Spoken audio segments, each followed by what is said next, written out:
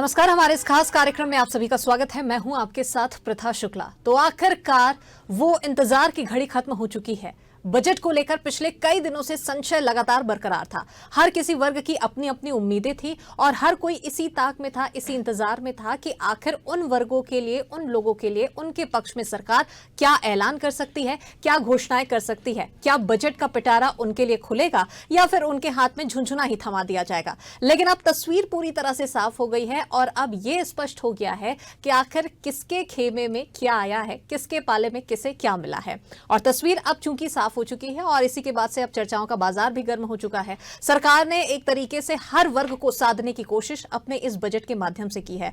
बात शिक्षा की हो, स्वास्थ्य की हो, रोजगार की हो, युवाओं के उत्थान की हो, हर किसी क्षेत्र को लेकर सरकार ने कई बड़े और महत्वपूर्ण ऐलान किए हैं और कई बड़ी राशियों का समावेश भी उसमें किया है और जिसके माध्यम से अब योजनाएं बनाई जाएंगी और योजनाओं के माध्यम से एक बजट, एक खाका तैयार कर लिया गया है और उन योजनाओं को अब धरातल पर उतारा जाएगा। तो अब इसी के लिए अब चर्चाओं का बाजार चूंकि गर्म हो चुका है और चूंकि कृषि क्षेत्र भी ऐसा है जिसको लेकर, जिसके मद्देनजर सरकार ने कई बड़े और महत्वपूर्ण ऐलान किए हैं। आज इसी ऐलानों को लेकर किसान क्या खुश है, क्या नाखुश है, क्या किसानों को वाकई उनके लिए जो वो उम्मीद लगाए बैठे थे उन सभी उम्मीदों पर क्या सरकार खरा उतरी है या नहीं, ये सब हम जानने की और समझने की कोशिश करेंगे। क्योंकि इसी मामले पर विश्लेषण करने के लिए मेरे साथ स्टूडियो में मौजूद हैं कृषि नेतृत्व योगेश चंद्राकर जी। योगेश जी, बहुत स्वागत है आपका।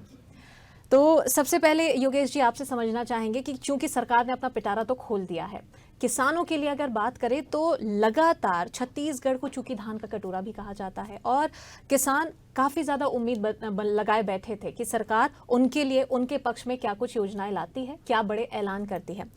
सबसे पहला सवाल आपसे यही रहेगा कि सरकार ने जो ऐलान किया उसमें 10,000 करोड़ रुपए का प्रावधान किया है किसानों के लिए, कृषि क्षेत्र के लिए। पहली प्रतिक्रिया बजट को लेकर इस पक्ष से। देखिए, आज छत्तीसगढ़ में माननीय मुख्यमंत्री विष्णुदेव साय जी के नेतृत्व में श्री ओपी चौधरी जी ने जो वित्त मंत्री के रूप में आज जो बजट पेश किया गया है, मैं उस बजट का किसानों की तरफ से मैं स्वागत करता हूं। और आज जो जिसने किसानों के लिए जो ऐतिहासिक बजट उन्होंने रखा है, पिछली बजट में भी कुछ दिन पहले अनुपूरक बजट में उन्होंने कृषक उन्नति योजना के लिए 12,000 करोड़ रुपया का प्रावधान जो किया छत्तीसगढ़ के किसानों के लिए, वो सबसे पहले ऐतिहासिक है और इसके लिए पूरा छत्तीसगढ़ के किसानों की ओर से मैं उनको धन्यवाद देता हूं। दूसरा, आज उन्होंने मुख्य बजट में अतिरिक्त 10,000 करोड़ रुपए का बजट जो छत्तीसगढ़ के किसानों के लिए जो शामिल किया है, वो भी एक ऐतिहासिक रूप में है। विभिन्न मत में जो किसानों की राशि को देकर अगर आप देखें इस बजट में, तो कहीं ना कहीं किसानों को एक अग्रणी और एक ऊर्जावान बनाने के लिए यह बजट साबित होगा। चलिए, बिल्कुल। कई ऐसे क्षेत्र हैं कृषि को बढ़ावा देने के लिए जिसके मद्देनजर सरकार ने यहाँ पर कई बड़ी और महत्वपूर्ण घोषणाएं की है। मत्स्य पालन की, मछली पालन की अगर बात करें तो इस वर्ग के लिए भी एक बड़ा ऐलान यहाँ पर किया गया है कि इस व्यापार को, इस व्यवसाय को और ज्यादा बढ़ावा दिया जाएगा। क्या लगता है आपको, मछली व्यवसाय को बढ़ावा देना किसानों के लिए कितना फायदेमंद साबित हो सकता है? देखिए, ऐसा है कि छत्तीसगढ़ में मुख्यतः फसलों के आधारित पर कृषि क्षेत्र पहले से संचालित हो रहा है, लेकिन समय समय पर युवाओं की मांग पर, क्योंकि छत्तीसगढ़ में युवा वर्ग भी हैं और उनकी मांगों पर, किसानों की मांगों पर और एक प्रकार से व्यापारिक दृष्टिकोण से अगर उनको देखा जाए तो कहीं ना कहीं जो मत्स्य पालन है, मुर्गी पालन है या अन्य जो डेयरी पालन है, उसमें अगर सरकारों का अनुदान राशि प्राप्त हो के उसमें बजट में शामिल करके उनको आगे बढ़ाने का अगर एक काम किया गया है, मत्स्य पालन में भी उनका बजट में एक मतलब अनुरूप में उनको डाला है, तो ये निश्चित रूप से आगे किसानों को अग्रणी और लाभदायक बनाने के लिए ही किया गया कदम है। चलिए, बिल्कुल। तो यानी कि कुल मिलाकर ये स्वागत योग्य है, ये निर्णय स्वागत योग्य है ये किसानों के लिए। चलिए, बिल्कुल। ब्याज मुक्त कृषि ऋण का भी जिक्र कहीं ना कहीं सरकार ने किया है। इस फैसले को आप कैसे देखते हैं, कैसे आप इसका विश्लेषण करेंगे? देखिए, मैं जहाँ तक एक किसान होने के नाते मैं इसमें बोलना चाहता हूँ, क्योंकि मैंने अपने पिताजी को देखा है और मैं खुद किसानी किया हूँ, तो मेरे को मालूम है कि कृषि ऋण एक ऐसा चीज है जो किसानों को संबल बनाने के लिए काम किया जाता है। समय समय पर उसको अगर ऋण अगर मिलता है तो उस ऋण का मतलब उपयोग करके वो आगे बढ़ते रहता है। और सबसे बड़ी चीज़ तो यह है कि ऋण के ब्याज ऋण में अगर ब्याज में अगर कोई सरकार ने अगर फैसला किया है तो पिछली कार्यकाल में डॉक्टर रमन सिंह जी जब मुख्यमंत्री थे तो उनके कार्यकाल में ये ऐतिहासिक ऋण मुक्त ब्याज योजना का जो लागू किया गया था, जो निरंतर जारी है। और इस बजट में भी माननीय चौधरी जी ने जो ऋण मुक्त ब्याज का मतलब कृषि ऋण में ब्याज में जो ऋण का भार जो है कम करने के लिए किसानों को मुक्त किया है, वो बिल्कुल स्वागत योग्य है। मैं उनका किसान होने के नाते बिल्कुल इस चीज़ में भी मैं उनका स्वागत करता हूँ। जी, कई महत्वपूर्ण ऐलान किए गए हैं और व्यापार व्यवसाय के हिसाब से भी, इस लिहाज से भी कई महत्वपूर्ण और बड़ी घोषणाएं यहाँ पर सरकार ने किए हैं। करोड़ों हजारों रुपए का यहाँ पर प्रावधान भी विशेष तौर पर किया गया है। इन्हीं में से एक है सिंचाई परियोजना को बढ़ावा देने के लिए नर्सरी की भी स्थापना करने की भी बात यहाँ पर कही गई है कि 14 विकास खंडों में नवीन नर्सरी की स्थापना होगी। तो क्या लगता है इस लिहाज से अगर देखें तो क्या रोजगार को, क्या किसानों को कैसे और कितना फायदा मिलेगा, कैसे देखते हैं आप इसे? देखिए, नर्सरी योजना का हमको विश्लेषण करना पड़ेगा, क्योंकि नर्सरी में जैसे प्राइवेटेशन में अगर किसानों को अगर प्राइवेट में अगर नर्सरी योजना का लाभ देने का अगर योजना बजट में शामिल है तो निश्चित रूप से किसान इसमें उन्नति की ओर ही आगे बढ़ेगा। और दूसरी जो बात है सिंचाई योजना को निश्चित रूप से भाई आज हम देखें कि पिछली सरकारों ऐतिहासिक रूप से जो बांध का निर्माण किया गया था, छोटा छोटा बांध भी निर्माण किया गया था, उस रूप से अभी तक छत्तीसगढ़ राज्य में बड़ा कोई बांध का निर्माण नहीं किया गया है। अगर सिंचाई के दृष्टिकोण से हम देखें, छत्तीसगढ़ के किसानों के दृष्टिकोण आगे बढ़ाने के दृष्टिकोण से देखें तो निश्चित रूप से हमको सिंचाई क्षमता आगे बढ़ाना पड़ेगा। और जो सिंचाई क्षमता में जो किसान समृद्धि योजना है, जो मतलब भूमिगत जल को खोदाई करने का जो एक रहता है, उसमें भी पिछली सरकार हमारे मतलब भारतीय जनता पार्टी की सरकार थी, डॉक्टर रमन सिंह की सरकार थी, तो किसान समृद्धि योजना करके लागू किया गया था। शायद इस बजट में वो पैसे का फिर से पुनः संयोजन किया होगा, बजट में लाया होगा। तो निश्चित रूप से सिंचाई के दृष्टिकोण से और जो आगे जो बजट में रखा गया है उसके हिसाब से किसानों को आगे बढ़ाने वाला ये कारगर साबित होगा।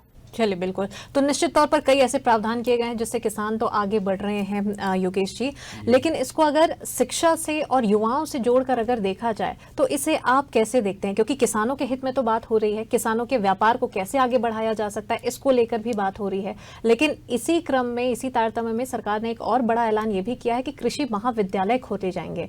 3 से 4 जगह ऐसे चिन्हांकित किए गए हैं छत्तीसगढ़ प्रदेश के, जहां पर कृषि महाविद्यालय यहाँ पर खोले जाएंगे, जिसपे युवाओं को वहां पर कृषि से संबंधित ज्ञान मिल सके और वो उसमें आगे अपना करियर बना सके, भविष्य संवार सके। कृषि विद्यालय खोलना बहुत ही लाभकारी है, क्योंकि अगर हम शिक्षा के पायदान में देखें तो कृषि को शिक्षा से जोड़ना ही पड़ेगा। आज हम गांव में जाके देखते हैं तो कहीं ना कहीं हमारी जो युवा शक्ति हैं वो कहीं ना कहीं कृषि से विलोपित होते जा रहे हैं, कृषि से दूरी बनाते जा रहे हैं।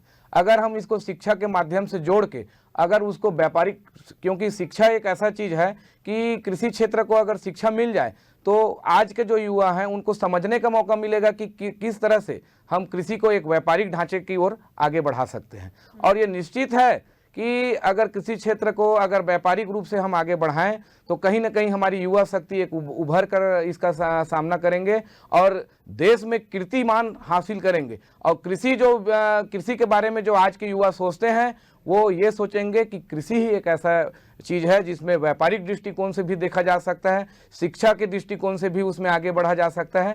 इसलिए जो नवीन महाविद्यालय का जो इस बजट में प्रावधान रखा गया है माननीय चौधरी जी ने, तो ये बिल्कुल ही स्वागत योग्य है, मैं इनका स्वागत करता हूं। चलिए, बिल्कुल। तो रोजगार से चाहे शिक्षा से जोड़ने के लिए युवाओं के लिए एक बहुत ही खास और नेक पहल सरकार की ओर से निश्चित तौर पर इसे कही जा सकती है, क्योंकि ये बात सच भी है योगेश जी की एक पीढ़ी दर पीढ़ी किसान जो है वो अपनी इस चीजों को आगे बढ़ाता चला जाता है, लेकिन आजकल के युवा कहीं ना कहीं नवीन चीजों की ओर ज्यादा उनका झुकाव देखने को मिलता है और इस वजह से वो अपनी इस जनरेशन के साथ में आगे नहीं बढ़ पाते, तो एक बहुत बड़ा गैप देखने को मिलता है। तो इसी अंतर को पाटने की कोशिश शायद सरकार ने की है और यही वजह है कि एक उन्होंने बड़ा ऐलान भी यहाँ पर किया है। इसके अलावा सिंचाई परियोजना को लेकर भी आपसे समझना चाहेंगे कि इसको लेकर भी सरकार ने बड़े ऐलान किए हैं और बड़ा प्रावधान, बड़ी राशियों का 300 करोड़ रुपए का प्रावधान सिंचाई परियोजनाओं को बढ़ावा देने के माध्यम से किया गया। सिंचाई परियोजना में होता ऐसा है कि इसमें सेंट्रल सिंचाई परियोजना का भी बजट के साथ में जोड़ा जाता है। अब चूंकि सिंचाई परियोजना को हमको समझने की ज़रूरत है, क्योंकि देश में अभी देश के किसान भी अभी कई अधिकतर ऐसे भूमि हैं जहां सिंचाई सुविधा उपलब्ध नहीं हुई है। तो कहीं ना कहीं अगर सिंचाई सुविधा के लिए 300 करोड़ का रुपए का प्रावधान रखा है, और बेहतर ये होता कि सिंचाई इसमें अगर सूक्ष्म सिंचाई से लेकर वृहद सिंचाई सुविधा में अगर इसकी राशि को और बढ़ाया जाता, तो हमारी जो बंजर भूमि है, जहाँ कृषि योग्य जो ज़मीन नहीं है, उसी में भी हम हरित क्रांति का एक नाम नया पैदा करते और उसमें कृषि की ओर और अग्रसर होने का हमको मौका मिलता। बिल्कुल, चूंकि हम बजट को लेकर बात कर रहे हैं और लगातार कई ऐसे क्षेत्र हैं जिसके मद्देनजर सरकार ने कई बड़े ऐलान किए, हजारों लाखों करोड़ रुपए का उन्होंने प्रावधान किया है। इस पूरे बजट को ओवरऑल अगर देखा जाए योगेश जी, तो 33% की वृद्धि कृषि बजट में हुई है।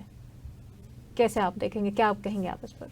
इसमें ऐसा है कि हमारे प्रधानमंत्री जी ने मोदी जी ने जो गारंटी दिया था, उस गारंटी के तहत एक ऐतिहासिक निर्णय 3,100 रुपए जो धान का समर्थन मूल्य प्रति क्विंटल ये देने का जो उन्होंने गारंटी दिया था, उसमें लमसम एक बहुत बड़ा बजट और एक किसानों के लिए सौगात है, छत्तीसगढ़ के किसानों के लिए, जो पिछली सरकार 4 किस्त में देता था और जो 2500 रुपये तक का ही निर्मित रहता था।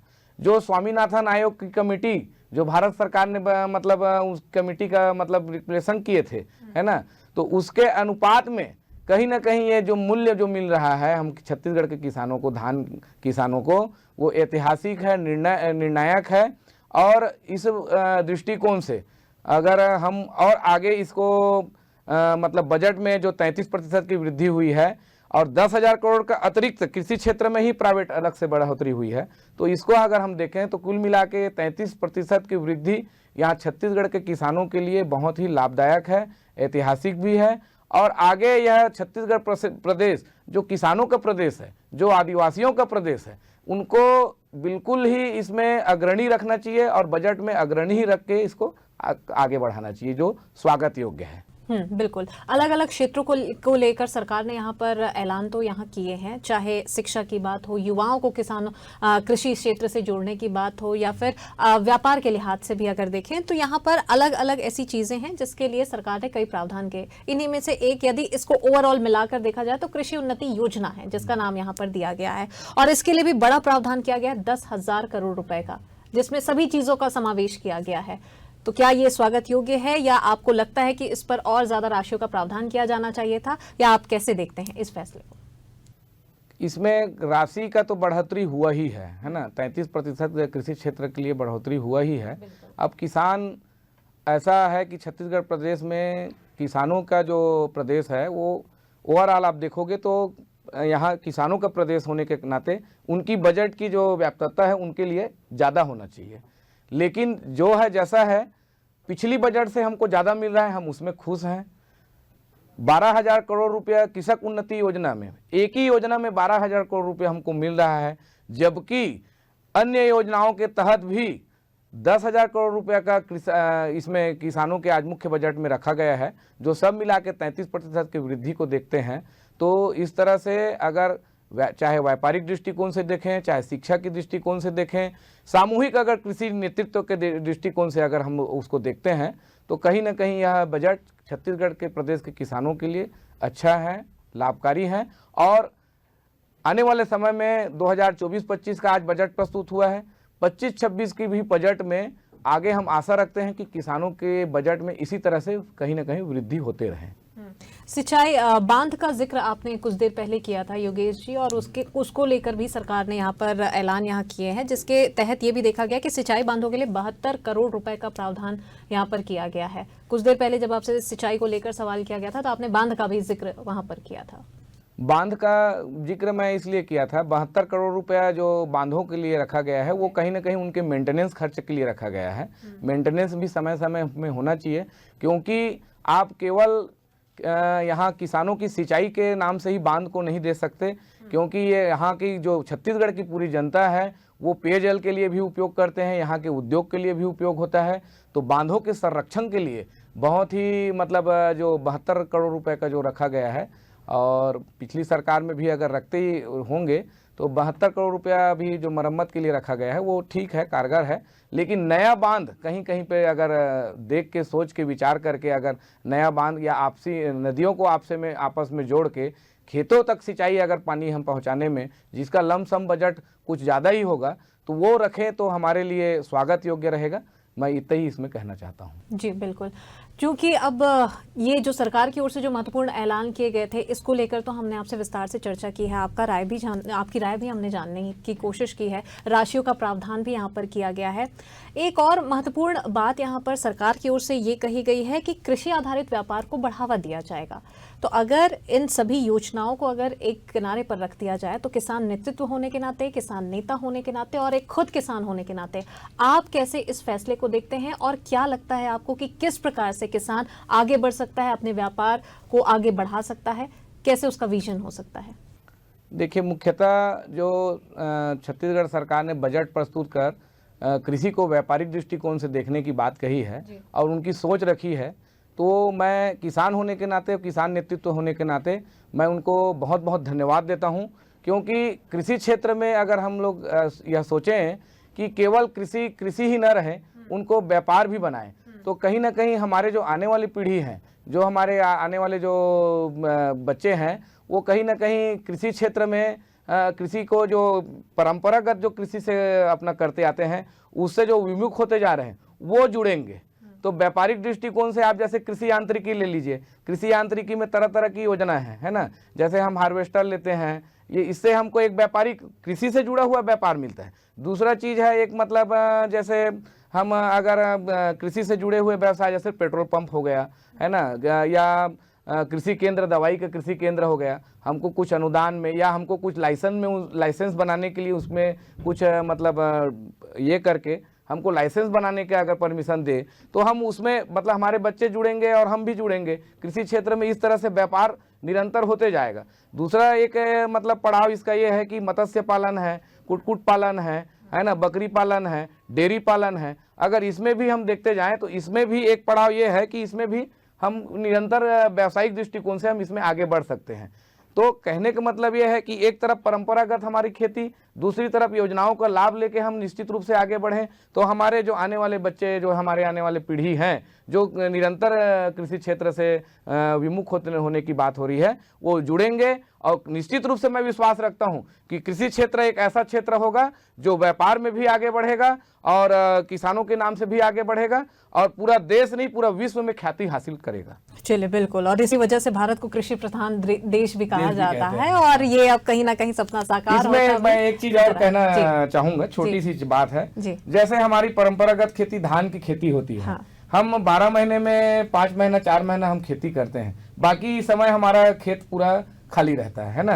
तो कहीं ना कहीं एक छोटी सी चीज है, जैसे व्यवस्था, गौठान के नाम से पिछली सरकार ने घोटाला भी किया और व्यवस्थित भी नहीं किया, ये सब जगह दिख रहा है ना।